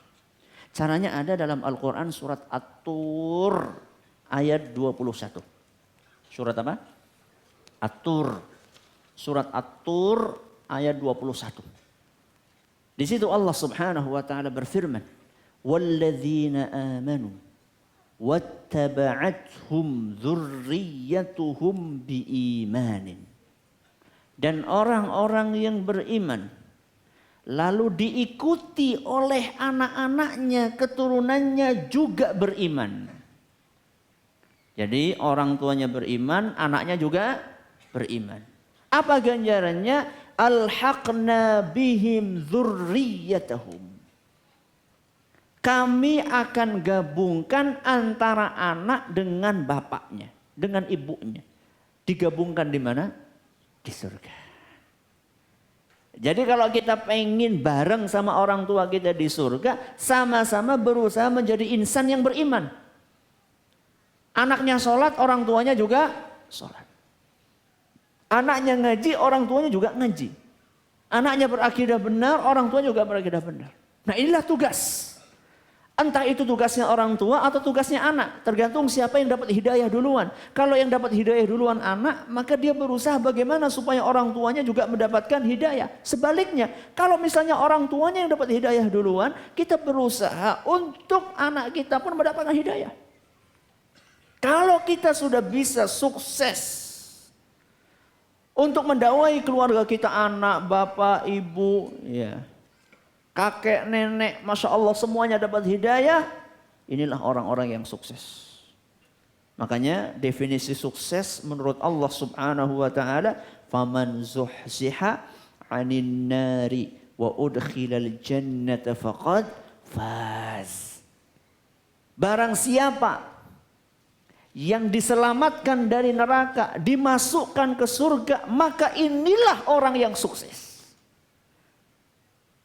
Sukses itu bukan diukur dari mobil kita yang mewah, rumah kita yang megah, tanah kita yang luas. Bukan. Kalau kita bisa masuk surga, satu keluarga masuk surga, sukses. Akan tetapi untuk ke sana kan tidak mudah. Untuk ke sana tidak mudah. Butuh perjuangan. Ketika kita sebagai anak misalnya dapat hidayah dulu, gimana kita mengajak orang tua kita? Harus banyak etika yang kita perhatikan. Antara lain ketika kita ngajak orang tua kita, jangan sampai omongan kita itu terkesan untuk menggurui. Terkesan untuk menggurui. Ayo Pak, ngaji yuk Pak, biar pinter.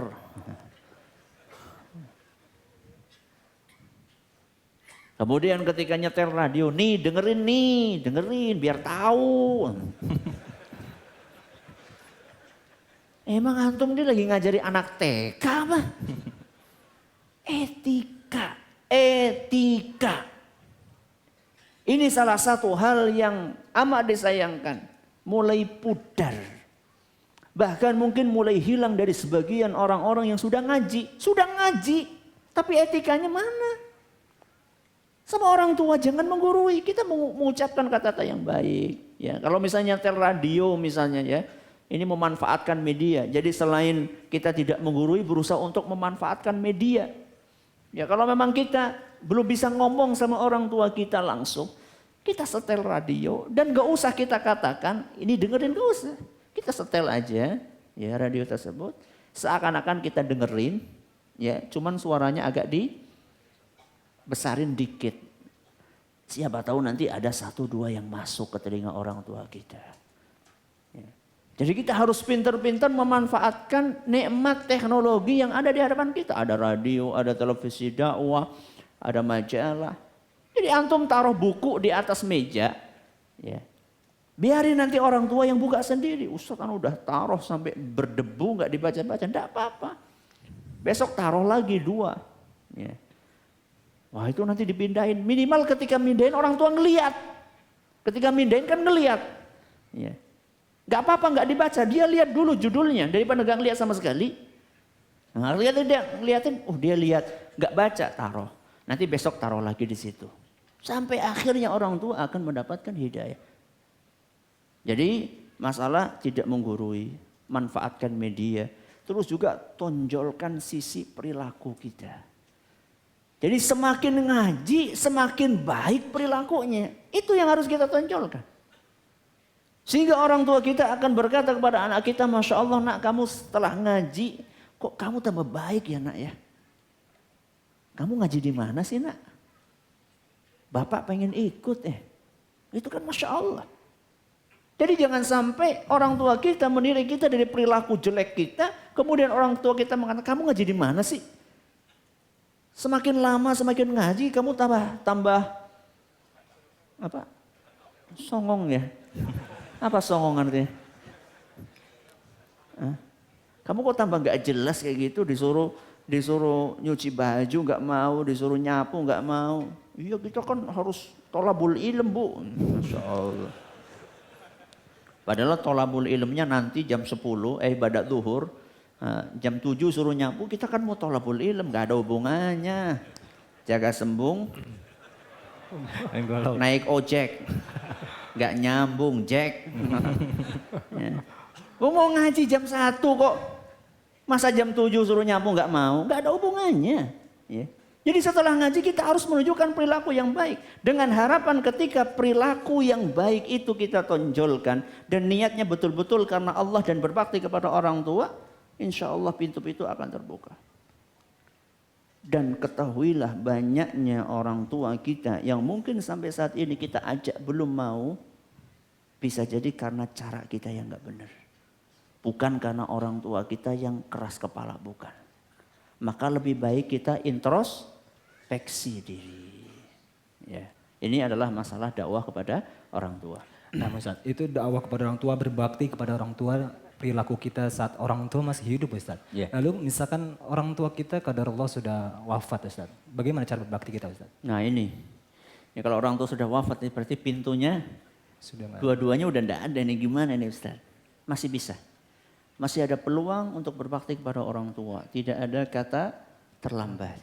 Nabi SAW pernah ditanya oleh salah seorang sahabat Nabi SAW. Ya Rasulullah, gimana caranya saya berbakti kepada orang tua setelah orang tua saya meninggal?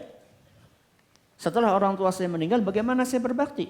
Kata Nabi SAW, apakah bisa? Kata Nabi, na'am, bisa. Bagaimana caranya? As-salatu alaihima. Yang pertama dengan nyolati ketika beliau sudah wafat. Disolati 2 orang. Ya. Jangan sampai karena saking sedihnya sampai lupa tidak nyolatin. Ya, yang lainnya pada nyolatin, kita malah sibuk nangis sampai nggak nyolatin. Itu nggak berbakti sama orang tua. Yang pertama kata Nabi SAW, as-salatu alaihima, berbakti menyolati keduanya. Wal istighfar lahuma, mendoakan. Mendoakan orang tua. Kapan Ustaz? Kapan juga. Kadang-kadang kita ini lupa ya, mintanya rizki terus lupa nggak doain orang tua. Ustaz, kadang-kadang saya mimpi Ustaz, ketika tidur itu mimpi ketemu orang tua. Itu maknanya apa? Anda bilang, Anda bukan ahli takwil mimpi. Tapi mungkin bisa jadi itu peringatan dari Allah, ente jarang doain orang tua. Saya kadang-kadang kayak gitu, iya ya lama ini gak doain orang tua, lama gak ziarah kubur. Banyak di antara kita ziarah kubur setahun sekali. Ya, sering-sering ziarah kubur. Terutama yang kaum pria, yang kaum wanita jangan terlalu sering. Menurut sebagian ulama. Sering-sering ziarah kubur, datang kubur, doakan orang tua kita di situ. Ya, kalau tidak sempat, doakan di jalan. Makanya tadi alhamdulillah itu ada yang tunjuk jari, yang doakan, nelfon. Nah, hari ini siapa yang doain orang tua? Hari ini siapa yang doain orang tua? Tuh kasih hadiah tuh. Ada Ustaz. Tadi satu. Yang mana Ustaz? Banyak nih. Coba angkat angkatan. Saya pilih dulu. Nah, itu sumringah banget Bapak. Silakan Ustaz. Kayaknya yang sepuh aja tuh. Yang sepuh, Masya Allah, barakallahu fina wa fikum.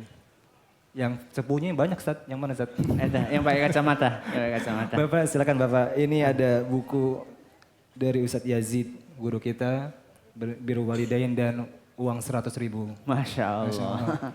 Mungkin bisa diberikan hadiah untuk orang tua Bapak, insya Allah ta'ala. Mungkin bisa mohon maaf, dibantu Bapaknya kasihan. Masya Allah, Masya Allah. Barakallahu fiik. Barakallahu fiik. Waalaikumsalam. Ini yang kedua. Jadi yang pertama nyolatin, yang kedua apa? Mendoakan. Yang ketiga kata Nabi SAW, wa ifa'un bi'uhudihima min ba'di mautihima. Yang ketiga kata Nabi SAW, memenuhi janji mereka. Memenuhi janji. Jadi kadang-kadang orang tua kita semasa hidup janji. Misalnya janji mau ngurusin masjid misalnya ya. Orang tua kita janji mau ngurusin masjid. Atau orang tua kita janji mau ngapain. Kita berusaha untuk memenuhi janji itu. Atau dia pernah janji mau beliin apa ya, sama orang lain. Itu berusaha untuk kita lakukan. Ini yang keberapa? Yang ketiga. Yang keempat, wa ikramu sadiqihima. Yang keempat adalah memuliakan teman-teman orang tua kita.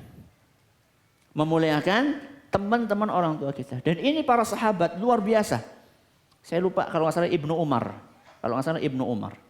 Ibnu Umar suatu saat dia sedang naik onta atau naik keledai saya lupa.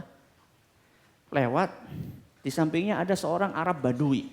Orang Arab Badui itu kalau sekarang mungkin orang gunung, deso. Ya. Jadi orang desa, orang pesisir, orang kampung gitu kan. Tahu-tahu Ibnu Umar ini langsung turun. Kemudian dia persilakan, silakan Pak, silakan naik. Habis itu kemudian dia kan nggak pakai sorban itu orang Arab Badui, langsung sorbannya dicopot, langsung ditaruh di atas kepalanya biar nggak kepanasan. Diantar. Mau kemana Pak? Mau ke sana. Diantar sama Ibnu Umar. Ibnu Umar lagi bareng sama temannya. Kata temannya, Ibnu Umar, orang Arab Badui itu nggak usah digituin. Dikasih dikit aja udah marem dia. Ya dikasih dikit aja katakanlah diboncengin atau dikasih duit dikit udah marem dia. Enggak. Saya tahu ini adalah teman bapak saya dahulu. Ini temannya Umar. Ini temannya Umar. Makanya saya berusaha untuk menghormati dengan baik. Nah, saya berusaha untuk menghormati dengan baik anak saya ini. Teman bapak saya ini. Makanya perhatian baik-baik. Ya, kita menghormati siapa? Menghormati teman-teman orang tua kita. Teman kerja, ya, teman sekolah. Makanya kadang-kadang saya ini suka diingatkan sama ibu saya. Ya, coba kamu pergi ke sana. Ya, pergi ke sana, pergi ke luar kota. Coba temui di sana ada teman bapak. Bismillah. Kalau ada kesempatan saya sekali pergi ngunjungin ada 4 orang satu kota datangi. Saya kesini, saya dulu adalah anaknya Pak Anu. Saya kesini semata-mata hanya ingin menyambung hubungan. Karena dulu bapak adalah teman. Senang dia cerita, bapak kamu dulu gini. Itu termasuk bakti kepada orang tua. Minimal ketika teman orang tua kita datangi, minimal dia akan cerita, Masya Allah semoga Allah merahmati bapak kamu. Bapak kamu tuh doa kan, jadikan doa kan. Kalau kita nggak datangi mungkin dia lupa nggak doain. Ketika kita datangi dia ingat sama bapak kita, akhirnya dia doain. Ya. Ini yang keberapa? Yang keempat. Yang kelima kata Nabi SAW, wasilatur rahimi allati la tusalu illa bihima. Yang keempat, yang kelima menyambung silaturahim. Yang tidak bisa terjalin yang terjalin karena sebab keberadaan mereka. Dalam arti saudara-saudara. Kalau tadi kan teman, sekarang saudara-saudara. Pak D, terus Bude, Pak Le, terus Bule. Sampai ini hadis riwayat Ahmad nyatakan sahih oleh Imam Al-Hakim dan juga Az-Zahabi. Saking pentingnya saking pentingnya menyambung silaturahim ini sampai Nabi SAW pernah mengatakan al-khalatu bimanzilatil ummi. Bibi itu, ya, bibi saudara ibu itu kedudukannya seperti ibu. Apa? Bibi saudaranya ibu kedudukannya kayak ibu. Jadi sekarang kita punya ibu, dia punya kakak, punya adik. Itu setelah ibu kita meninggal, apalagi setelah meninggal, itu sebelumnya juga termasuk. Itu kayak ibu kita. Maka Anda kalau ibu udah meninggal, masih punya bude atau bule, bibi, itu manfaatkan baik-baik. Itu kayak ibu, itu gantinya ibu. Ini hadis riwayat Bukhari. Jadi ada berapa tadi? Ada 5. Yang pertama, mensolatkan. Yang kedua, mendoakan, memenuhi janji, memuliakan teman, menyambung silaturahim. Ini beberapa yang kaitannya dengan berbakti kepada orang tua setelah meninggal. Sudah Ustaz, mungkin untuk kita melanjutkan memperdalam materi ini Ustaz, boleh kita buka tanya jawab Ustaz ya? Silakan. Baik, bagi Anda yang ingin bertanya jawab, untuk ikhwan kami ulangi, untuk ikhwan dikhususkan bertanya langsung kepada Ustadz agar lebih interaktif. Jadi yang memakai tulisan kita utamakan yang akhwat Pak, mohon maaf Pak ya. Jadi kalau mau bertanya bagi ikhwan, bertanya langsung dan akan disediakan mic-nya agar lebih interaktif kepada pemateri kita. Ya. Ya, silakan Afani. Iya. Masya Allah. Wah, sudah pada nunjuk semua nih, Dak. Kayaknya abis asar lanjut lagi nih, Ustaz. Pertanyaan dari Ahwat saja sudah Masya Allah. Yang rata-rata tadi sih sudah dijelaskan ya. Tapi ada satu pertanyaan yang mengusik ana Ustaz ya. Ada suatu distorsi sosial sekarang di kaum muslimin ya, sebagian kecil itu, bahwa padahal pintu surganya itu di rumahnya gitu loh Ustaz. Tapi malah mencari surga itu sampai keluar negeri gitu loh Ustaz. Padahal itu belum tentu benar juga. Menurut antum bagaimana Ustaz? Nah, ini juga perlu dicermati nih. Ya, fenomena sebagian saudara-saudara kita yang jauh-jauh untuk keluar negeri padahal masih punya orang tua. Ada sebuah hadis yang menarik untuk kita perhatikan. Hadis riwayat Ahmad. Dari Abdullah ibnu Amr radhiyallahu anhuma. Ja'a rajulun ila Nabi sallallahu alaihi wasallam yasta'dzinuhu fil jihad. Ada seorang datang kepada Nabi SAW minta izin untuk berangkat jihad. Berangkat apa? Jihad. Jihad adalah salah satu puncak keimanan yang tertinggi. Yang dikatakan oleh Nabi SAW, dzarwatu sanamil iman, puncak keimanan yang tertinggi. Jadi sahabat ini datang kepada Nabi SAW minta izin untuk berangkat jihad. Sebelum diizinkan sama Nabi SAW, beliau bertanya, ahayyun walidaka? Apakah kedua orang tuamu masih hidup? Apakah kedua orang tuamu masih hidup? Orang tersebut mengatakan, na'am, iya wahai Rasul. Begitu Nabi SAW mengetahui bahwa orang tua pemuda ini masih hidup, maka beliau sallallahu alaihi wasallam berkata, fa fihima fajahid. Berjihadlah dengan merawat kedua orang tuamu. Jadi subhanallah, Nabi SAW mengarahkan kepada jihad yang lebih utama. Enggak mungkin Nabi SAW mengarahkan sesuatu, melainkan sesuatu itu lebih utama. Pasti. Jadi enggak mungkin Nabi SAW mengarahkan seseorang kepada sesuatu yang kurang utama. Enggak. Pasti ini lebih utama. Jadi jihad untuk berbakti kepada orang tua ini lebih didahulukan. Makanya saya merasa kasihan, miris kepada sebagian orang tua yang ditinggalkan sama anaknya sampai nangis-nangis. Ya, sampai nangis-nangis ditinggalkan ke sana kemari. Orang tuanya enggak mengizinkan. Kecuali kata para ulama, seandainya jihad itu sifatnya fardu ain dan itu berdasarkan instruksi seruan dari pemerintah kaum muslimin. Itu lain masalah. Akan tapi sekarang apakah sudah fardhu ain? Pertanyaannya kemudian apakah diinstruksikan oleh pemerintah kaum muslimin atau tidak? Itu yang jadi pertanyaan. Makanya jangan sampai kita jauh-jauh mencari pintu surga padahal ada di rumah sendiri. Wallahu a'lam. Afani dapat hadiah nggak nih Ustaz? Gak usah panitia. Silakan bagi Anda yang ingin langsung bertanya kepada Ini Ustaz. nih, silakan Pak. Sudah berdiri, ada? Pak. Silakan. Berdiri Pak. Ya, sini.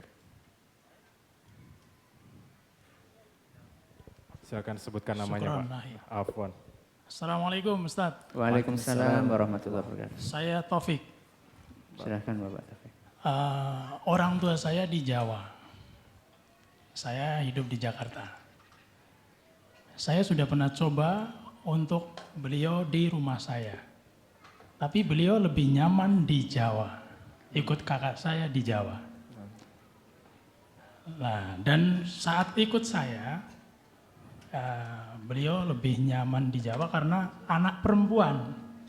Kakak saya perempuan, kalau saya kan laki-laki. Iya Pak, tahu. Nggak perlu dijelaskan Ustaz ya. Ya, silakan lanjut Pak. Biar jelas. Lalu pertanyaannya. Lalu bagaimana cara saya berbakti kepada orang tua dengan cara tersebut? Iya. Karena orang tua saya di Jawa dan hari ini ibu saya sedang sakit. Oh iya. Mohon didoakan oleh Ustaz.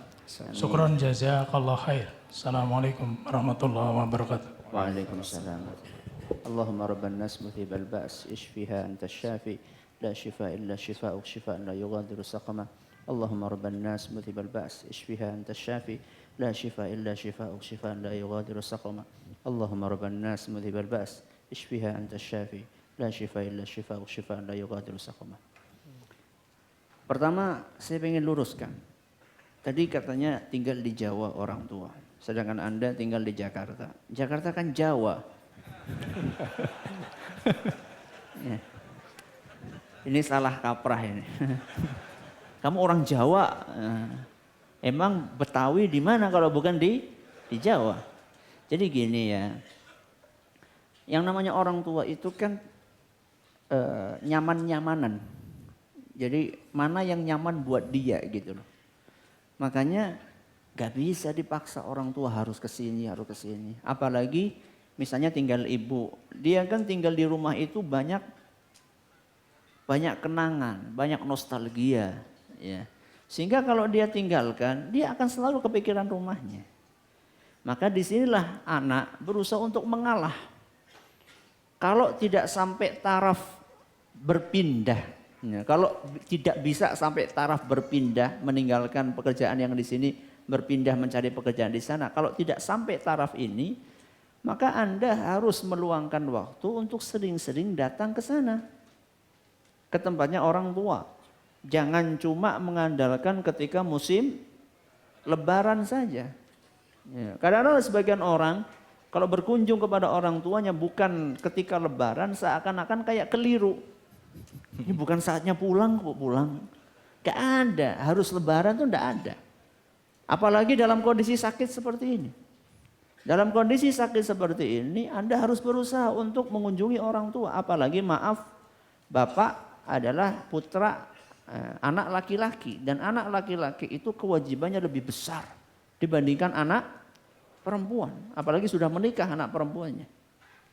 Maka dalam kondisi seperti ini Anda harus meluangkan waktu untuk mengunjungi orang tua secara berkala. Dan gak usah mengkhawatirkan masalah biaya. Apapun yang kita lakukan untuk bakti kepada orang tua kita tidak akan pernah angus biayanya. Pasti akan mendatangkan keberuntungan di dunia maupun di akhirat. Makanya kunjungi secara berkala, kalau nggak bisa pindah kunjungi secara berkala. Sambil mengunjungi kalau nggak bisa sebulan sekali ya telepon harus jalan terus. Atau surat. Ya, sekarang ini dengan adanya HP, ya, surat itu kayak, coba antum masih nulis surat nggak? Enggak. Enggak kan? Padahal subhanallah nulis surat itu kan butuh waktu nggak lama. Paling kita duduk setengah jam kita tulis alhamdulillah baik keadaan, semoga ibu juga demikian. Orang tua kita kan rata-rata sudah lanjut. Ya. Mereka itu masih akrab dengan yang namanya surat. Senang mereka dapat tulisan tangan anaknya. Apalagi ada paketnya, ada jajannya apa dikit, oleh-oleh. Ya, maka ini mungkin solusi yang bisa saya berikan untuk menghadapi masalah panjenengan, masalah Anda dan juga masalah yang lainnya. Silakan. Baik, demikian Bapak Taufik. Bapak Taufik semoga diberikan taufik ya Pak. Lanjut untuk Amin. Ya. Amin. Ya, Afani mana sih? Halo. Mana tuh? Mana sih? Oh, itu dia. Iya, Ustadz, karena pertanyaannya banyak, kita selang-seling aja ya, Ikhwan dan Ahwat ya. Ini ada pertanyaan bagus dari Ahwat, Ustadz. Kalau orang tua kita ini beda keyakinan alias di luar Islam, bagaimana Ustadz? Apakah kita wajib terus berbakti kepada mereka? Iya. Sekalipun orang tua kita non-muslim, kita wajib berbakti. Akan tetapi tidak mengikuti ajaran dia. Jadi jangan dipikir ketika orang tua kita itu non-muslim terus kita nggak berbakti. Berbakti. Makanya Allah Subhanahu wa taala ketika melarang kita untuk mentaati kesyirikan orang tua kita, wa in jahadaka. Nah, seandainya orang tua kalian memaksa kalian untuk melakukan perbuatan syirik, fala tuti'huma. Jangan taati. Terus apa kata Allah? Wasahibhuma fid dunya ma'rufa. Dalam perkara duniawi tetaplah berbuat baik sama orang tua kalian. Berarti jangan dipikir orang tua yang enggak beriman itu enggak dibaiki terus. Ya. Bahkan bisa jadi itu adalah salah satu pintu untuk hidayah buat orang tua kita. Didoakan boleh enggak? Doakan. Mumpung masih hidup. Mumpung masih hidup. Doakan apa Ustaz? Supaya dapat hidayah.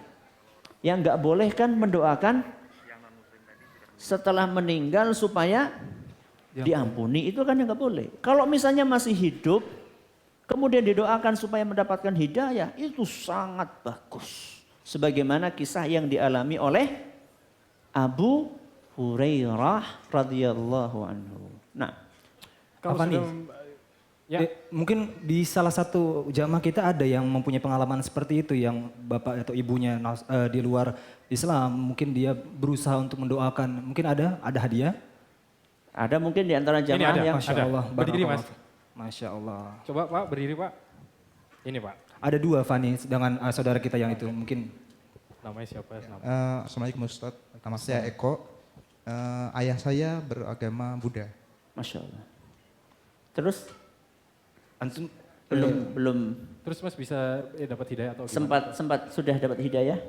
Belum Ustaz. Belum. Mungkin ada yang cerita lagi, semoga setelah ini orang tua Anda mendapatkan hidayah insyaallah. antum yang di belakang itu, Afani. Sebutkan namanya. Assalamualaikum, nama saya Randy, Ustaz. Assalamualaikum. Orang tua saya dua-duanya agamanya Katolik, kebetulan saya mualaf. Masya Allah.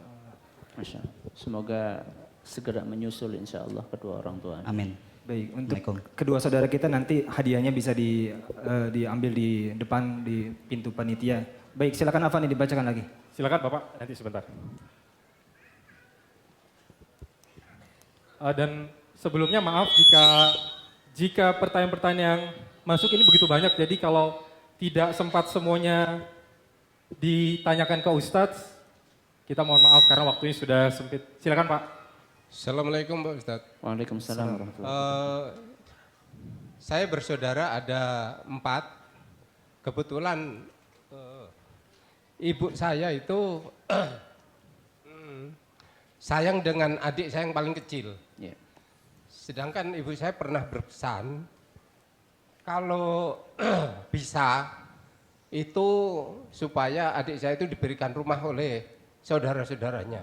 Ya. Sedangkan sekarang ini ibu saya sudah almarhum.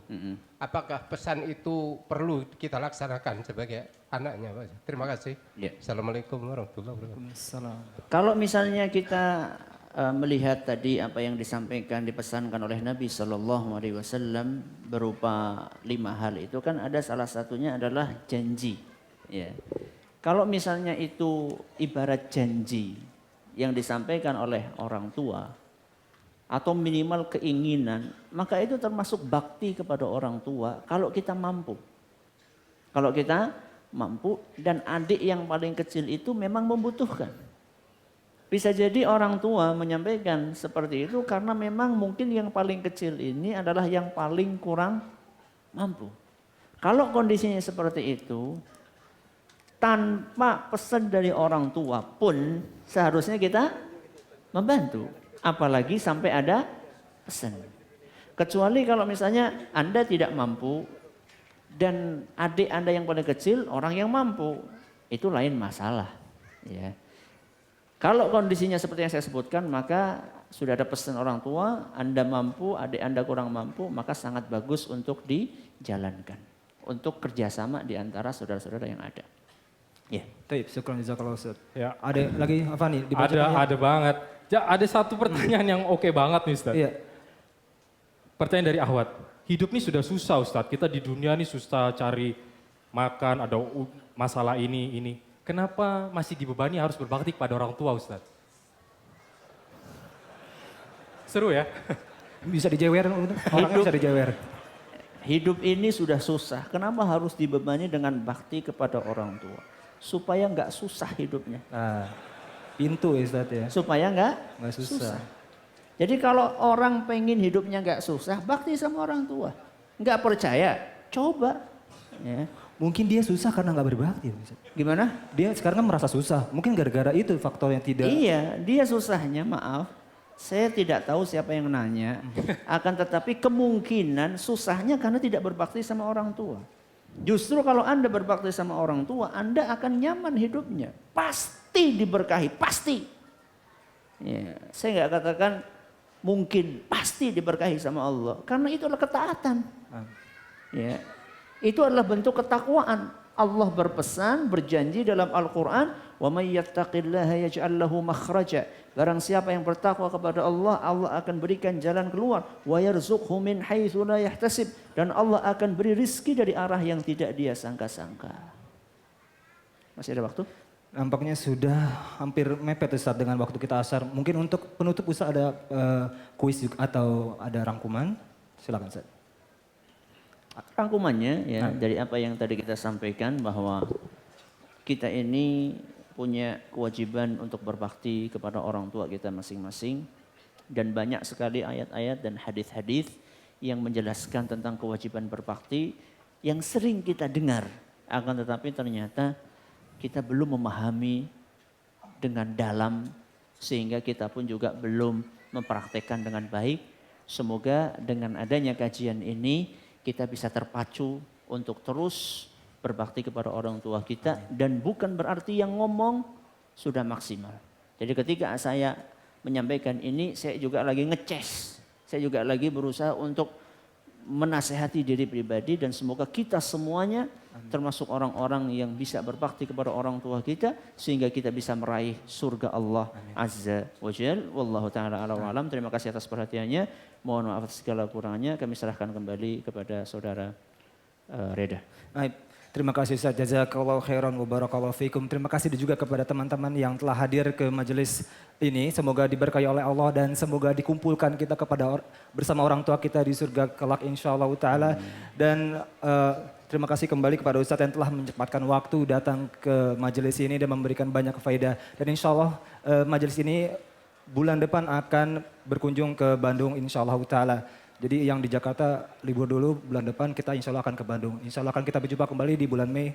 Jazakumullahu khairan, barakallahu fikum. Wassalamualaikum warahmatullahi wabarakatuh. Waalaikumsalam warahmatullahi wabarakatuh.